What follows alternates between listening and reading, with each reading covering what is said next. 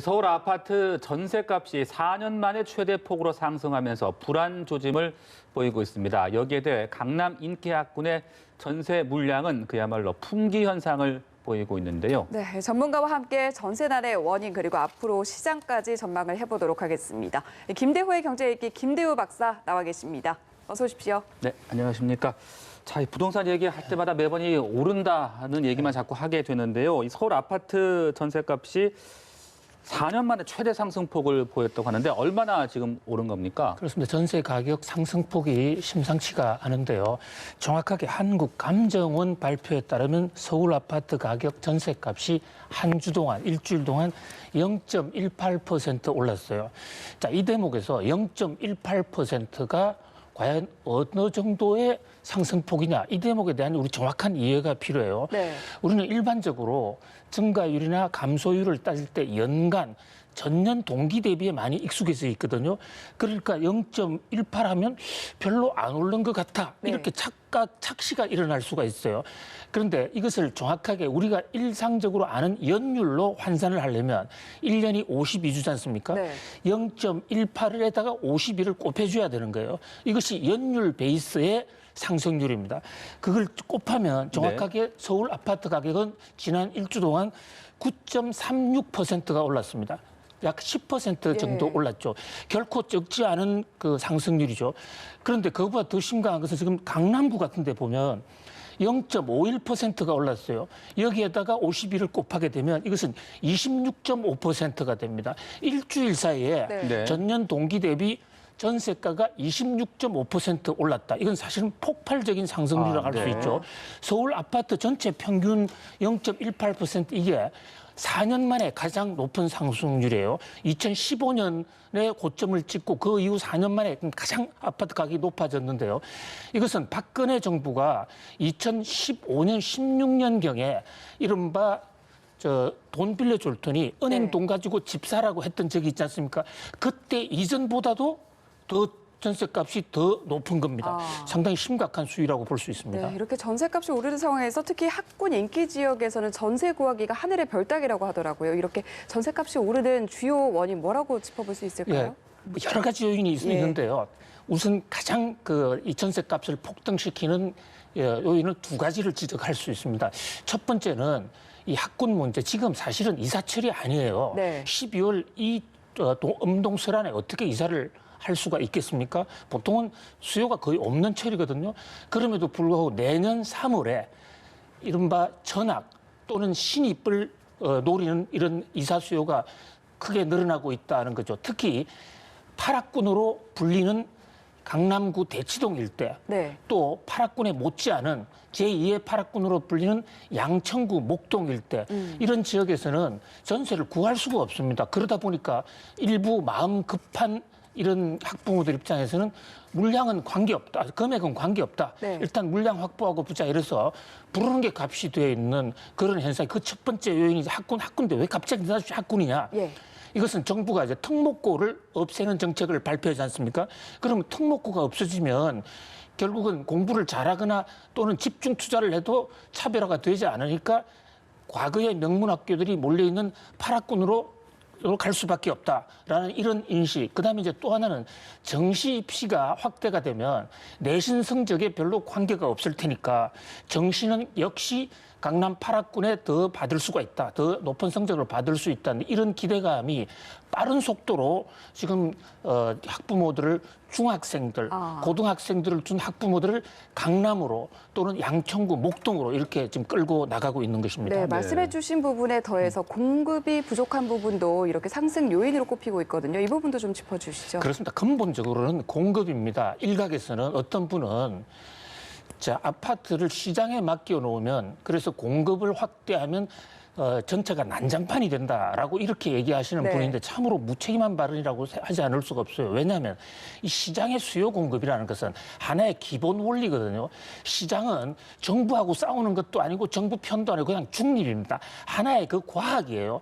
이를테면 자연과학에서 물이 위에서 아래로 흐른다는 거 마찬가지로 공급이 많아지면 가격이 떨어지고 또 수요가 많아지면 가격이 올라갑니다. 그런데 지금 최근에 전국적으로는 공급이 더 늘어났습니다. 그렇기 때문에 전국 현상만 놓고 보면 공급 부족에 의한 아파트 가격 하락 상승은 문제가 될 것이 없죠. 문제는 특정 지역입니다. 그래서 서울 그 중에서도 이제 강남구를 비롯한 이른바 강남 3구에 집중적으로 지금 이 공급 부족 현상이 나타나고 있는데요. 이제 가장 그 중에서도 핵심이 재건축, 재개발을 사실상 지금 이 사업이 상당히 스톱이 됐죠. 네. 네. 그러다 보니까 강남구라든지 강남 3구 같은 곳에서는 새로 집을 지을 땅이 없습니다. 그래서 과거에 한 6개월 전에 국토부가 김현미 장관이 서울시장을 향해서 강력하게 강남구의 그린벨트를 풀자고 요청을 했어요. 그런데 네. 서울시장 박원순 시장의 반대로 그게 통과가 안 됐죠. 그런 상태에서 재건축, 재개발을 막아버리니까 그야말로 특정 지역에 공급 부족 현상이 네. 심각하게 지금 나타나고 있는 것이죠. 네. 실제로 내년도 통계를 보면요. 올해까지는 그나마 그래도 수요 공급이 균형이 좀 맞았는데 내년, 내후년 특히 2021년에 가면 서울시 특히 중심가에 한강을 끼고 있는 지역 또 강남 4구 지역에는 공급이 부족할 것으로 보이는 그런 우려가 상당히 심각합니다. 네, 그런데 지금 이게 12, 16 대책이 아직 반영되지 않은 그렇습니다. 결과잖아요. 그런데 예. 그 대책이 15억 원 초과 담보대출을 아예 막아버렸고 또 예. 보유세를 올렸기 때문에 그런 것들 때문에 이제 전셋값이 더 오르는 건 아니냐 이런 지금 우려도 나오고 있는데 어떻게 그렇습니다. 봐야 되는 지금 겁니까? 앵커님 말씀해 주신 그 통계는 네. 이제 이 금주 통계라고 그러지만 한국감정원 통계가 일주일에 한 번 계산을 합니다. 시장 조사를 하는 거죠. 월요일 날 지금 하고 있거든요. 그러니까 지금 금주에 김현미 장관과 그 홍남기 부총리가 12.16 대책을 발표하기 전에 통계가 조사된 거예요. 네네. 그래서 그 발표한 이후 통계는 다음 주 가봐야 아는데 예. 12.16 대책이 나오기 전에도 올랐는데 그 후에 혹시 더 오르지 않나는 이런 시장에 좀 공포가 있어요. 근데 그 중에 하나가 이를테면 그 정부의 12.16 대책으로 거래 절벽을 만들면 이를테면 15억 이상의 경우에는 은행 융자를 일체 막았지 않습니까? 네. 그러면 그 거래가 안 될 것이다. 그렇게 되면 이제 그 일부에서는 꼭 강남 지역에 가야 되는 사람은 15억에 따른 은행 대출을 받지 못하니까 그게 좀 해당하지 못하는 금액이라도 전세를 가자. 이런 수요가 생길 거고요. 또 하나 지금 정부 정책이 이게 하나의 뭐 부작용이라고 그럴까요? 그게 꼭 나쁘다는 게 아니라 사이드 이펙트라고 볼 수가 있는데요. 네. 양도세를 내년 1월 1일부터는 양도세 면제 혜택이 1가구 1주택이면 그동안에는 양도세가 그냥 살지 않아도 면제가 됐거든요. 근데 1월 1일부터는 본인이 실제 거주를 2년 해야만 네. 그때부터 양도세 혜택이 주어집니다. 그다음에 또 양도세 장기 보유 특별 공제 혜택도 실거주해야만 생긴단 말이죠. 그러니까 집이 2가구, 3가구 있는 사람 입장에서는 강남으로 들어와야 됩니다. 본인이.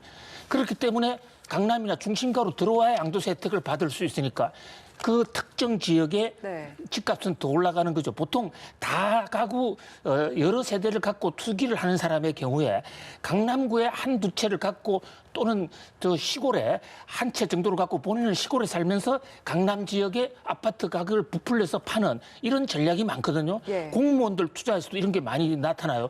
그런데 정부의 12.16 대책으로서는 본인이 직접 들어와야 되니까 의도하지 않게 네. 정부가 의도하지 않게 네. 지금 강남 지역, 서울 중심가 지역이 전세 가격이 더 오르고 있는 네, 것입니다. 정말 상황이 이렇다 보니까 집값 잡으려다 전셋값 놓치는 것 아니냐 이런 얘기들이 여기저기서 그렇습니다. 나오는데 그렇다면 이 전셋값을 잡으려면 어떤 대책이 유효할까 좀 고민스럽거든요. 어떻게 생각하세요? 그렇습니다. 결국은 뭐 공급이 공급 앞에서는 장사가 없습니다. 네.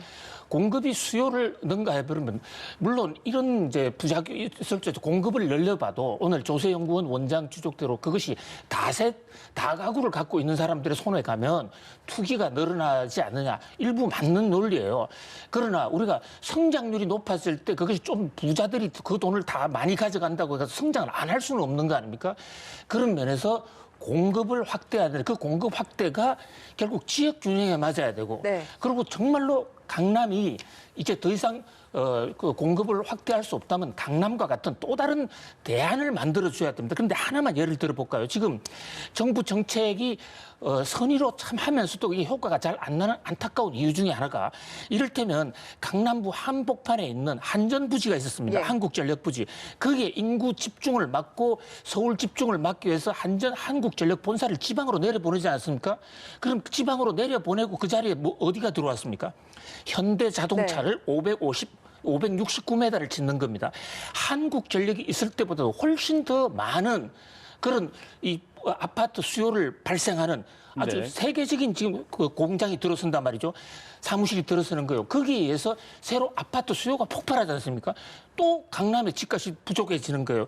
그러니까 정부의 정책이 한 부처에서 할 것이 아니라 어떤 산업 정책, 부동산 정책, 금융 정책이 좀 더 패키지로 일관되게 가야 된다. 예. 네. 호소드리고 싶습니다. 네, 좀 더 종합적인 그런 네. 면밀한 검토가 좀 이루어졌으면 하는 그런 바람 가져보겠습니다. 네, 부동산 얘기 여기까지 듣겠습니다. 고맙습니다.